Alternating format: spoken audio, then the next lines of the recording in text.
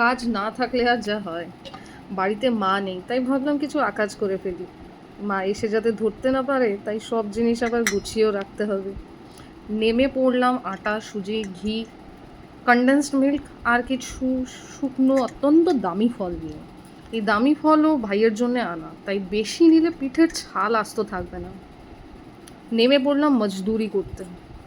যেভাবে লাইফ আমার অ্যাম্বিশনগুলোকে চটকেছে, ঠিক সেই সমগতিতে আষ্টে পিষ্টে সব কিছু ঘেঁটে ফেললাম। হঠাৎ এইরকম কুকিজ বানানোর ইচ্ছে হয় কারণ ছট পুজোর এই ছুটি পেয়েছি। চুপচাপ বসে থাকলে নাকি আমি আবার মোটাও হয়ে যাচ্ছি, তাই যদি কিছু রান্না করে ওয়েট লস করা যায় তাই আর কি। সব কিছু মেখে এই কুকিজগুলোকে ছেড়ে দিলাম গরম তেলে আর ভেজে নিলাম একদম ক্রাঞ্চি মতো। যাই হোক, শেষবেলায় বলে যাই, এটা বানানোর পর গুগল করে দেখলাম এর নাম হলো ঠেকুয়া। দারুণ খেতে।